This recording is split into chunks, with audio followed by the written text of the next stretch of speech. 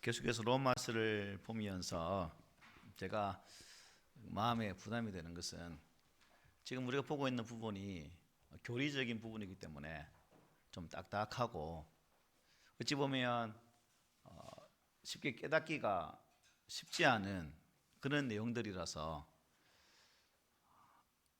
앉아 계신 분들이 잘 듣고 잘 이해하고 계실까라는 궁금증도 생기기도 합니다. 여러분, 사도 바울이 계속해서 로마서 1장에서부터 6장까지 하나님 복음에 대해서 또 하나님의 은혜는 다른 것이 아니라 오직 예수 그리스도를 통해서 얻는다는 분명한 진리가 증거되어지고 선포되어졌는데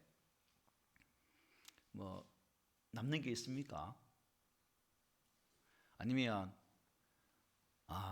그렇구나, 죄가 무엇이고 또 율법이 무엇이고 우리가 구원받게 되어진 그러한 이유들이 무엇인지에 대해서 혹시 다 아시나요? 제 작은 눈이 자꾸 커지고 있습니다. 때문에 제가 이제 새벽 기도를 쭉 하면서 혼자 할 때는 이제 그냥 로마서 본문을 계속 읽거든요. 일주일 내내 계속 본문만 읽습니다.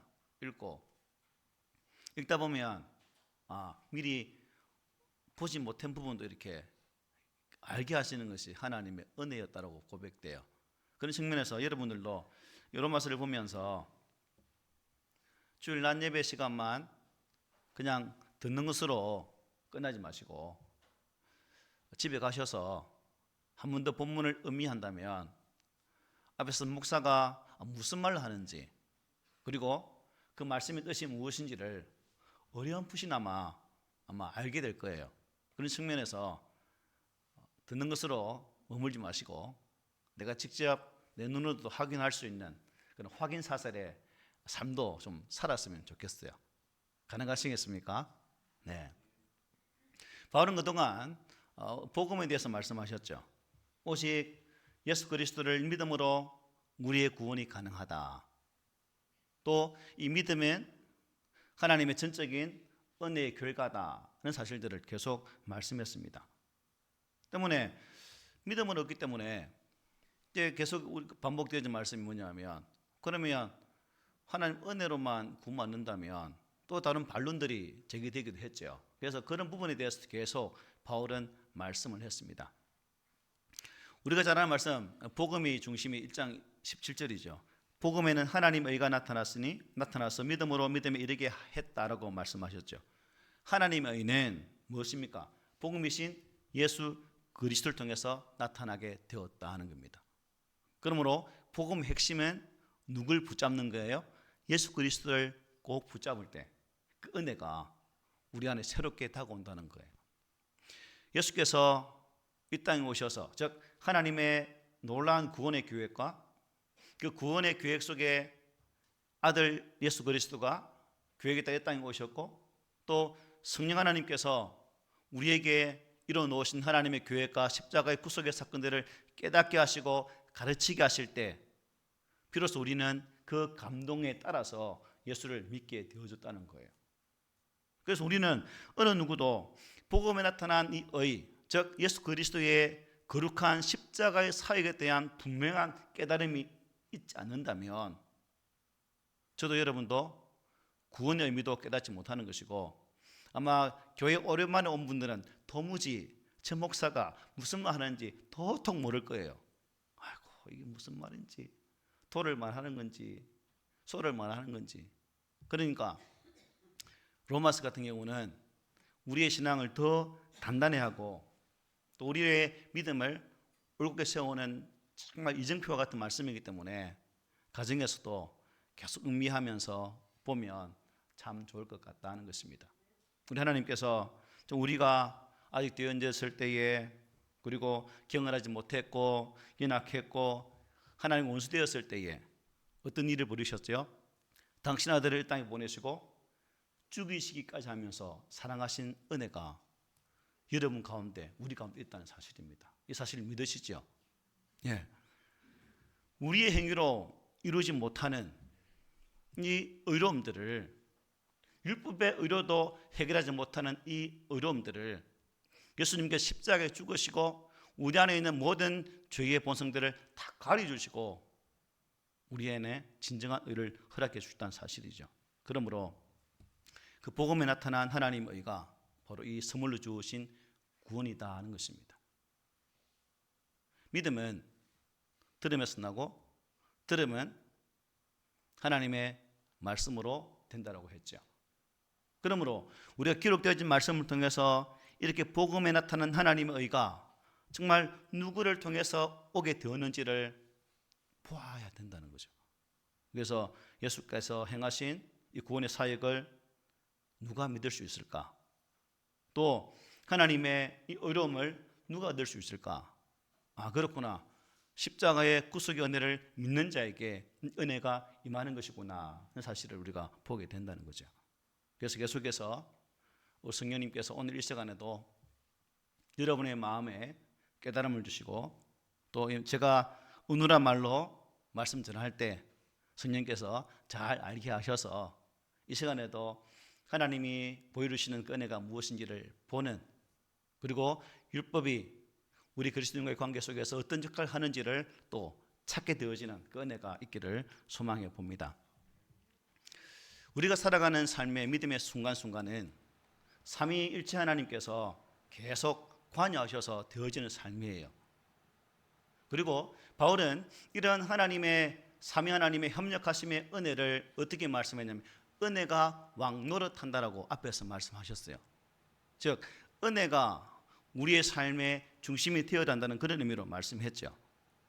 그래서 저와 여러분들이 주님 앞에 가는 그날까지 계속해서 삼위 하나님은 뭘 하실까요?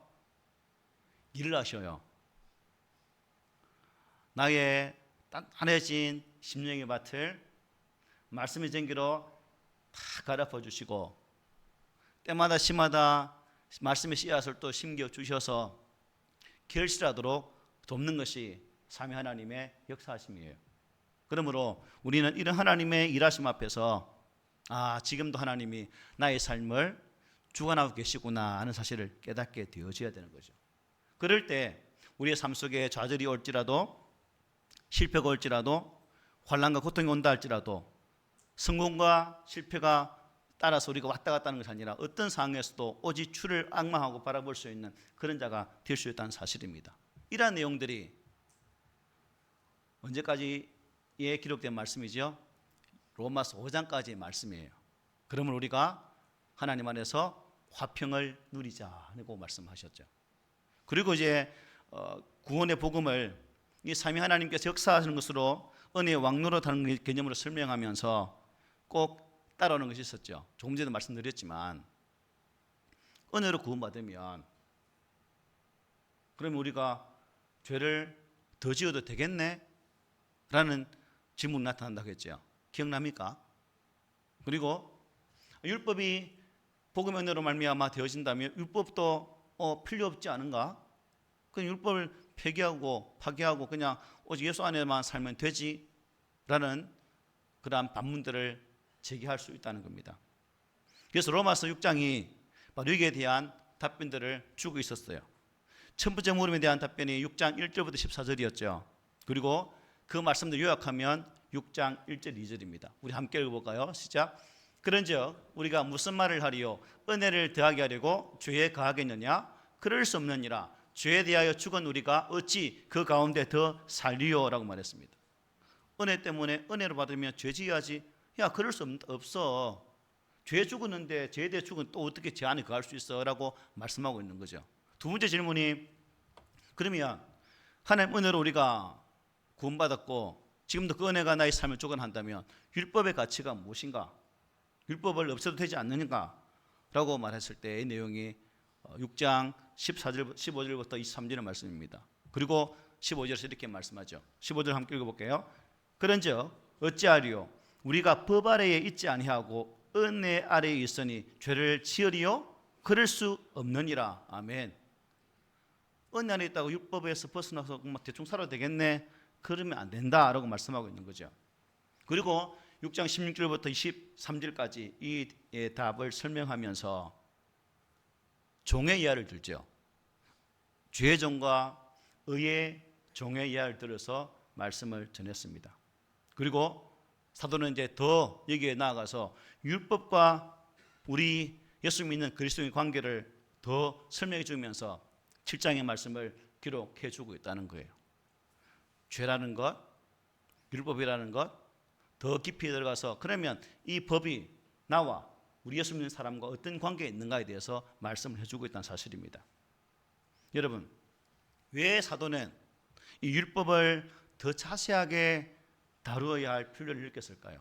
왜 7장을 기록하면서 안 그래도 골치 아픈데 세상 돌아가는 모든 소리에 정신 하나 없는데 계엄도 하고 온갖 막 정신 하나 없는데 왜 율법을 이 말씀을 주면서 우리를 더 괴롭히는 것일까요? 힘들게 하려고 아니겠죠.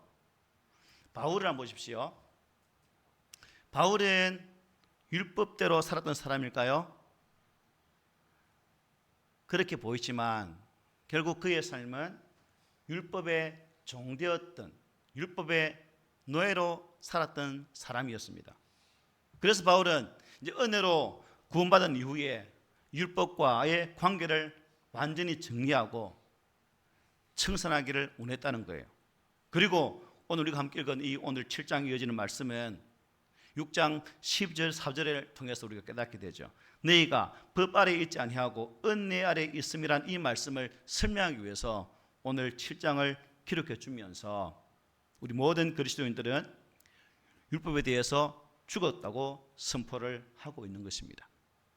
그러니까 법 아래에 있지 않고 은혜 아래에 있다는 말은 율법이 쓸데없다, 율법은 폐지하자라고 오해할 수 있는데 그러한 오해를 반박하기 위한 말씀이고 또 이렇게 폐지 무용론을 주장하다 보면 반대로 사람들이 또 율법주의에 빠질 수 있거든요. 그것도 안 된다는 의미로 이 말씀을 주고 있습니다. 그래서 바울은 로마서 7장 한 장 전체를 할애하면서 율법의 바른 의미 그것을 설명해 주고 있는 거죠.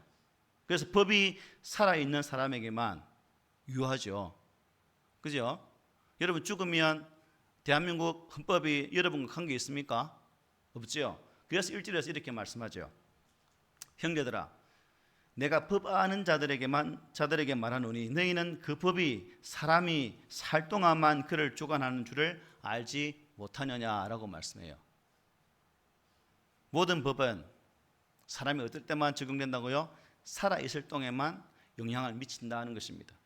죽고 나면 어떤 법이라도 그 효력을 미치지 못한다는 것이죠.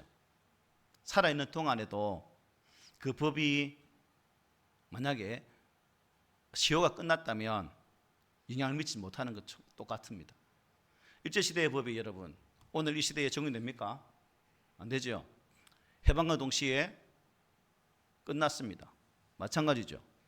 우리가 예수 그리스도를 믿은 그 이후로 이 관계는 청산되어졌다는 거죠. 더 이상 율법의 효력이 끝이 났다는 것으로 말씀해 주고 있습니다. 그 설명하기 위해서 무슨 예를 듭니까? 남편과 아내의 예를 들어서 설명을 하죠. 본문 2절 3절입니다. 남편이 있는 여인이 그 남편 생전에는 법으로 그에게 매인바 되나 만일 그 남편이 죽으면 남편의 법에서 벗어나느니라. 그러므로 만일 그 남편 생전에 다른 남자에게 가면 엄죄라. 그러나 만일 남편이 죽으면 그 법에서 자유롭게 되나니 다른 남자에게로 갈지라도 엄려가 되지 아니하느니라. 이 말이 어때 쉽죠? 어렵지 않죠? 남편과 아내는 한 몸이라는 거죠. 둘은 죽거나 이혼하기 전에는 서로를 얽매는 그런 관계에 있다는 겁니다. 그러나 죽거나 이혼하면 둘이 한 몸이 된 법적인 이 속박의 관계가 어떻게 해요? 끊어지게 되어진 것이고 더 이상 시효, 즉 효력이 없다라고 말씀하고 있는 거예요. 바울은 왜 이 비유를 들까요? 4절을 말씀하기 위해서입니다. 4절을 함께 읽어볼까요? 함께 시작. 그러므로 내 형제들아 너희도 그리스도의 몸으로 말미암아 율법에 대하여 죽임을 당하였으니 이는 다른 이 곧 죽은 자 가운데서 살아나신 이에게 가서 우리가 하나님을 위하여 열매를 맺게 하려 함이라. 아멘. 성도가 율법에 대해서 죽었다는 말을 하기 위해서 남편과 아내의 비유를 들고 있는 거예요. 남편이 있는 여자는 남편이 살아있는 동안 법으로 어떻게 해요? 남편에게 얽매이게 되어 있다는 것입니다. 그러나 남편이 죽으면 남편의 그 법에서 벗어나게 된다는 것입니다. 그처럼 성도는 율법에 대해서 어떻게 됐다는 거예요? 죽었다는 겁니다. 나에 대한 율법의 효력, 그 시효가 상실되었기 때문입니다. 왜 상실되었습니까? 왜 율법의 효과가, 효능이 상실되었을까요? 왜? 그 이유를 알았잖아요. 예수께서 이 땅에 오셔서 십자가에 죽으심으로 더 이상 율법의 효력이 발휘하지 못하도록 하셨고, 그분의 죽으심과 부활을 통해서 우리에게 새로운 법을 허락해 주셨다는 사실이에요. 예수가 나를 위해서 율법의 저주를 다 짊어졌다는 겁니다. 자, 죄에 대한 제사의 방법이 뭐예요? 누가 죽어야 됩니까? 짐승을 죽여야 되죠. 그죠? 그런데 짐승의 죽음은 단번에 죽음으로 끝나는 것이 아니라 계속 반복되어지는 제사가 되어야 됩니다. 그러나 하나님께서는 우리 인간을 다시금 하나님과의 관계를 엮어주기 위해서, 맺어주기 위해서 반복되는 제사를 청산하시고, 즉 율법의 관계를 청산하시고 예수 그리스도를 땅에 보내심을 통해서 죄 없는 자인 예수가 우리의 죄를 짊어지고 십자가에 죽으심을 통해서 구원을 완성하셨다는 거죠. 이 제사를 완성했다는 거예요. 그러므로 더 이상 우리는 율법이 나의 남편이 아니라, 우리의 남편은 이제 어떻게 바뀐 거예요? 예수 그리스도가 우리의 남편으로 변화되었다 하는 것을 남편과 아내의 예를 들어서 지금 말씀해 주고 있습니다. 여기서 우리가 한번 생각해야 될 게 뭐냐면, 지금 사도는 지금 율법이 죽었다 말씀하지 않았어요. 그죠? 어떻게 말씀하고 있습니까? 율법에 대해서 죽었다라고 말합니다. 여러분 삶 속에 죄가 죽었습니까? 혹시 죄가 죽은 분 계세요? 죄는 지금도 활기치고 있죠. 그죠? 네, 혹시 죄 안 죽고 있는 사람 있나요? 없잖아요. 그런데 성경은 우리가 죄가 죽었다고 말씀하지 않고 죄에 대해서 죽었다 말해요. 무슨 의미냐? 예수님의 십자가의 죽음이 곧 나의 죽음이기 때문에 죽는다는 것은 내가 더 이상 죄에 대해서 얽매이지 않는 삶을 살겠노라. 죄에 대해서 내가 죽는 거죠. 본문도 율법에 대해서 그렇게 말씀하고 있습니다. 율법이 죽었다 말씀하지 않고 율법에 대해서 죽었다라고 설명해 주고 있습니다. 여전히 율법은 여러분 쓸데없습니까? 율법은 쓸데가 있어요. 어떤 때 쓸데가 있습니까? 이게 죄구나, 이게 죄가 아니구나, 이렇게 살면 죄네, 하나님 싫어하시겠네 라는 하나의 지침서가 율법이에요. 그리고 율법의 관계 속에서 우리가 계속 살다 보면 나의 처지를 깨닫게 되죠. 어떻게 해요? 아하, 나는 어찌할 수 없네. 나는 죽을 때까지 죄 가운데 살 수밖에 없네. 이 죄를 어떻게 해결하지? 라고 물을 수밖에 없는 거예요. 그런데 예수님께서 율법이 가리키는 그 죄의 짐을 당신이 친히 지시고 십자가에 죽으심으로 말미암아 우리의 죄를 없이 해 주셨다는 거예요. 무슨 말씀인지 이해는 가시는지 모르겠다. 율법은 죽었다, 죽지 않았지만 여전히 율법은 우리 믿음의 삶의 하나의 지침서와 같다는 거죠. 그래서 주님은 마태복음 5장 17절에서 이렇게 말씀했어요. 내가 율법을 폐하러 온 것이 아니라 완성하러 왔으며 천지가 없어지기 전에는 율법의 1.1획도 결코 없어지지 않을 것이다. 이 땅이 없어질 때까지는 율법은 어떻게 존재한다라고 말씀해요. 사도 바울도 말씀합니다. 로마서 3장 31절에서 우리에게 똑같이 말했죠. 그런즉 우리가 믿음으로 말미암아 율법을 파기하느냐? 그럴 수 없느니라. 도리 율법을 굳게 세운다라고 말씀해요. 율법은 나의 나됨을 깨닫게 하는 하나의 도구라는 거죠. 율법을 대할 때마다 나의 죄됨을 탄식할 수밖에 없다는 겁니다. 그래서 율법은 사라지지 않아요. 파괴되거나 죽지도 않습니다. 단지 우리가 율법에 대해서 죽었다는 것입니다. 정확하게 말하면 율법의 시효, 즉 법률적 기간이 예수의 십자가의 구속으로 인해서 끝이 나게 되었다는 것이죠. 자, 가정마다 내가 설명을 또 쉽게 깨닫게 하게 설명할게요. 가정마다 그 가정이 추구하는 하나의 법이랄까요? 가훈이라든가 또 그 가장에 따라서 그 집이 추구하는 방향성이 있잖아요. 그런데 A라는 가정의 그러한 방향성이 B라는 가정에 적용될 수 있습니까? 안 되지요. 바로 그런 의미입니다. 이제 우리는 우리의 남편이었던 A가 예수의 십자가의 사건으로 어떻게 해요? B로 바뀐 거예요. 그러므로 우리는 더 이상 A에 포함되지 않고 B, 즉 예수 안에 거하는 삶을 살 수 있는 존재가 되었다는 의미로 설명할 수도 있겠습니다. 그러니까 율법은 우리가 아는 것처럼 지키면 뭐예요? 상을 주고 지키지 않으면 벌을 준다는 개념이죠. 만약에 우리의 신앙생활이 여전히 율법에 얽매여서 잘 살아야 상 받지, 못 살면 하나님 벌 주는데 이 개념에 얽매여서 신앙생활을 한다면 그게 무슨 행복입니까? 그게 무슨 구원의 즐거움입니까? 그런데 예수께서 그러한 것을 다 깨셨다는 거죠. 성도는 이 율법의 기간인, 즉 율법의 효력이 예수의 십자가 사건으로 끝났다는 사실을 기억하면서 오직 예수 안에서 우리의 신앙의 삶을 살아가야 된다는 것입니다.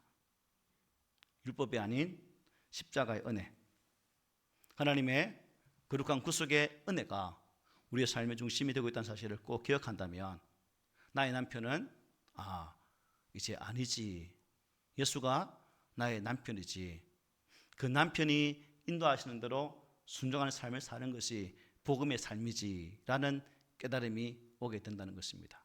자, 그러면 여기서 예전에는 우리가 죄가 나의 남편이었고 또 어찌 보면 율법의 나의 남편이었지만 지금은 누구가 여러분의 남편이에요? 예수님이. 누가? 예수님이. 왜?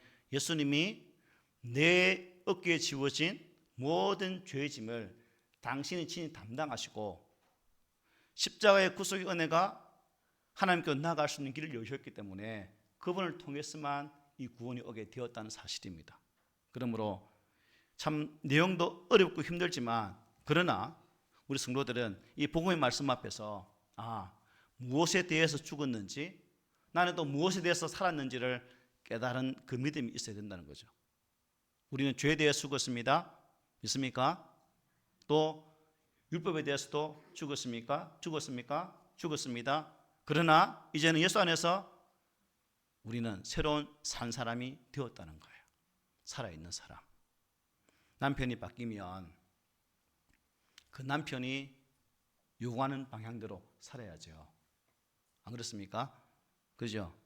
그래서 우리 삶의 완성이신 예수 그리스도가 나의 남편이라면 우리는 우리의 관계도 또 새롭게 바뀌어야 된다라고 오늘 본문은 우리에게 말씀합니다. 그게 5절 6절이죠. 우리가 육신에 있을 때에는 율법으로 말미암는 죄의 정욕이 우리 지체 중에 역사하여 우리로 사망을 위하여 열매를 맺게 하였더니 6절 다 함께 시작. 이제는 우리가 얽매였던 것에 대하여 죽었으므로 율법에서 벗어났으니 이러므로 우리가 영의 새로운 것으로 섬길 것이요 율법 조문에 묵은 것으로 아니할지니라. 아멘. 우리가 영의 새로운 것으로 섬기라 말씀하고 있습니다. 율법의 조문이 남편이 있을 때는 오히려 육신이 연약해서 그 죄 때문에 더 죄 가운데 가고 나는 어쩔 수 없나는 그 굴레 속에 빠져서 죄 가운데 헤어나올 수 없는 존재였지만 이제 예수가 내게 대하여 그 사망을 선포했기 때문에 더 이상 그 속에 얽매이지 않고 본문 말씀처럼 우리가 영의 새로운 것으로 섬겨야 된다라고 말해요. 죄의 열매가 아니라 예수 안에서 영의 열매를 맺는 삶이 되어야 된다라고 말씀해요. 그래서 7절 이렇게 이어집니다. 그런즉 우리가 무슨 말을 하리요? 율법이 죄냐? 그럴 수 없느니라. 율법으로 말미암지 않고는 내가 죄를 알지 못하였으니 곧 율법이 탐내지 말라 하지 아니하였더라면 내가 탐심을 알지 못하였으리라. 아멘. 율법이 죄입니까? 그럴 수 없다는 거죠. 우리가 율법에 대해 죽었으니 율법 필요 없습니까? 그것도 아니라는 거죠. 율법은 죄도 아닙니다. 율법은 은혜 아래에 있을 때에도 여전히 필요한 것이고, 왜일까요? 율법이 아니고는 죄를 알지 못하기 때문입니다. 그러므로 우리가 신앙생활을 하면서 목회자가 또 성경의 바른 진리를 가진 자들이 하나님 은혜를 강조하는 이유가 무엇일까? 왜 우리가 이 은혜를 통해서 신앙생활을 해야 되는가? 우리의 어떤 노력, 우리의 어떤 수고로움도 죄의 문제를 해결할 수 없는 것이고, 오직 예수 그리스도 안에서만 이 문제를 해결할 수 있기 때문에 은혜로 산다라고 고백을 하는 거예요. 하루하루 살아가는 삶의 자리가 쉽습니까? 그렇지 않잖아요. 매일 눈으로 보여지는 현상들이 선한 것만 있습니까? 아니죠. 참 우리 입술을 통해서 욕 나오게 하는 그런 일들도 얼마나 많습니까? 하지만 우리가 그 추하고 더러운 세상 속에서 그 속에 들어가 살아갈 수 있는 것은 여전히 그 죄와 더불어 싸워서 승리케 하시는 하나님의 은혜가 있기 때문에 그 속에서 살아가는 거예요. 예수님의 십자가의 권능이, 예수님의 죽으심과 부활하심의 은혜가 지금도 내 삶을 주장하기 때문에 우리가 그 속에서 살아가고 있는 거예요. 만약 이 은혜를 모른다면 니나 내나 어때요? 똑같죠. 믿는 자나 안 믿는 자나 똑같죠. 그러나 우리가 믿는 자라고 하는 그 말 속에는 예수 그리스도 영이 지금도 나의 삶을 이끄시고 붙드시고 있다는 사실을 믿는다는 사실입니다. 이 믿음 있지요? 이 믿음으로 우리가 승리했으면 좋겠습니다. 그래서 이어지는 말씀 보면 8절부터 13절 마지막 절까지는 율법의 역할, 그러한 기능들을 설명을 해요. 먼저 8절을 보면, 그러나 죄가 기회를 타서 계명으로 말미암아 내 속에서 온갖 탐심을 이루었나니 이는 율법이 없으면 죄가 죽은 것임이라 말씀합니다. 여기 보니까 바울은 뭐가 기회를 탔다고요? 죄가 기회를 타서 계명으로 말미암아 자기 속에서 온갖 탐심을 이루었다 말씀해요. 여러분, 우리 앞에서 율법이 주어진 목적, 또 율법의 주요 기능 중 하나가 이미 살폈습니다. 그것은 나로 하여금, 인간으로 하여금 죄를 깨닫게 하고 또 죄를 알을 통해서 내가 범죄한 인간이구나 하는 사실을 깨닫게 하기 위함이라는 거죠. 이와 같이 율법은 그 자체나 주어진 의도에서 보면 악한 것일까요? 선한 것일까요? 선한 것이라는 겁니다. 왜? 죄를 깨닫게 하는 것이기 때문에. 그런데 문제가 있다는 거죠. 그것은 죄가 이러한 율법을 이용해서 인간으로 하여금 범죄하도록 유혹한다는 것입니다. 바울은 이 사실을 8절에서 죄가 기회를 탔다라고 말씀해요. 기회라는 말이 무슨 의미일까요? 거점, 군사용입니다. 거점이라는 거죠. 우리 안에 죄의 거점이 생기면 죄의 지배를 받을 수밖에 없다는 거죠. 그래서 하나님의 거룩한 은혜의 말씀이 그 죄의 거점을 밀어내야 되는 거죠. 그래서 이런 말씀이 있습니다. 율법은 밀어내고 은혜는 감싼다는 말이 있습니다. 그렇죠. 율법으로 우리가 살면 은혜에서 튕겨나갈 수밖에 없습니다. 그러나 하나님 은혜가 우리 안에 주장되어지면 우리는 하나님의 은혜에 감싸임을 받는 그런 삶을 살아갈 수가 있는 거죠.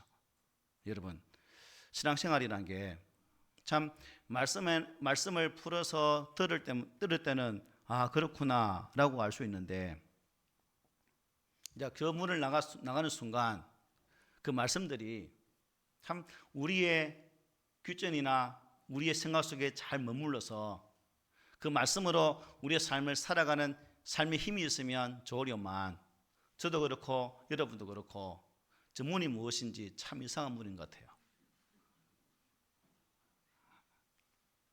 그렇죠, 그죠? 그래서 매 순간마다 하나님께서 우리 안에 있는 이 모든 죄의 본성들을 성령의 은혜와 또 말씀의 권능으로 우리를 새롭게 만들어 가실 때마다 우리는 그 하나님의 손길 앞에 온전히 맡겨진 삶을 살아가야 된다는 것입니다. 그래야 저 문을 나가더라도 이 안에서의 말씀의 능력이 네 삶의 능력 가운데도 삶 가운데도 나타나게 된다는 사실입니다. 그리고 우리 9절 함께 읽어볼까요? 시작.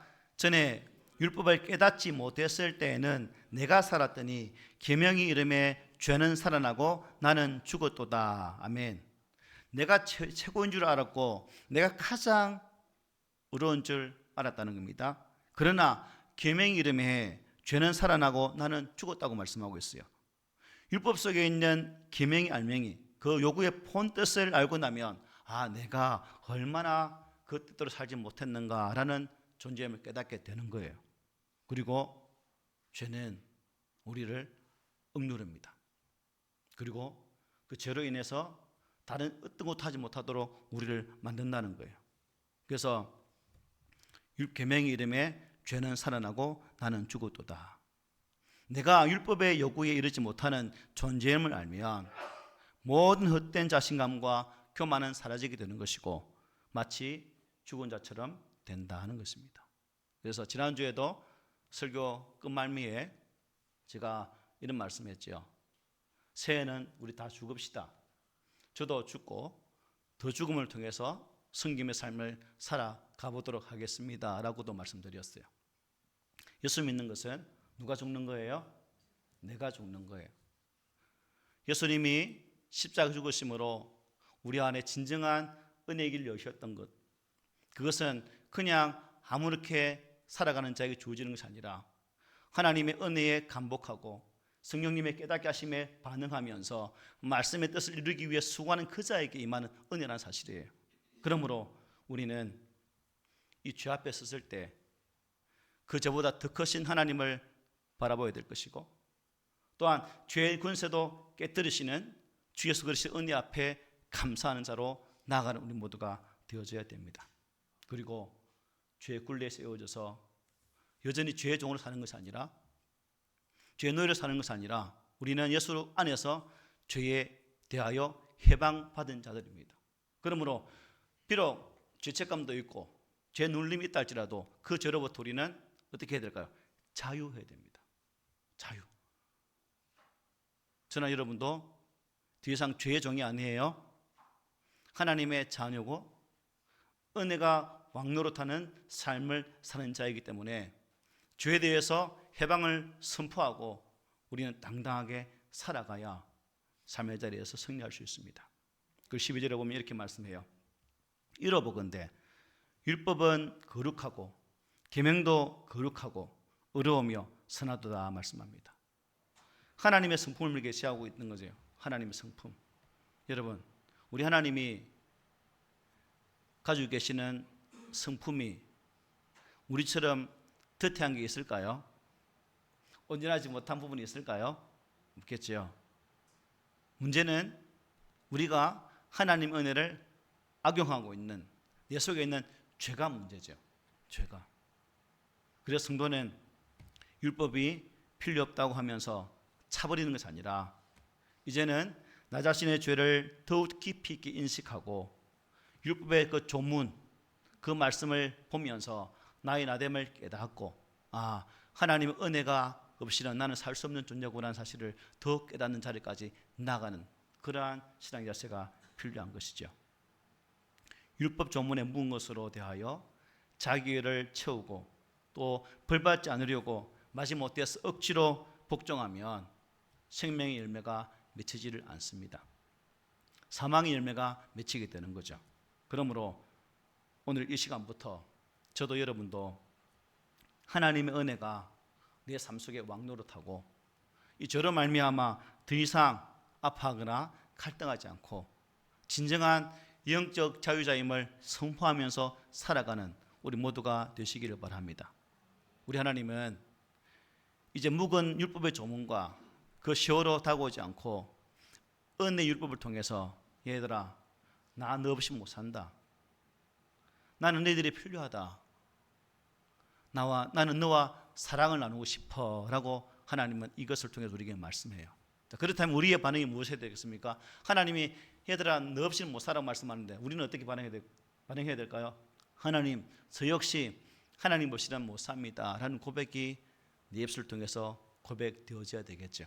그럴 때 하나님 은혜는 더 큰 사랑으로 나의 삶을 차지하게 될 것이고 그 사랑은 우리의 삶 속에서 아름다운 승리의 은혜로 나타나게 될 것입니다. 바라기는 율법의 또 죄가 더 이상 우리를 얽매이지 못하도록 항상 하나님의 거룩한 진리의 법 안에서 살아가고 또 주어진 우리의 삶의 자리를 믿음으로 당당하게 살아낼 수 있는 그 믿음의 실력들이 매일매일 온전함을 자라나기를 오늘 말씀으로 통해서 여러분에게 부탁을 드립니다. 아멘.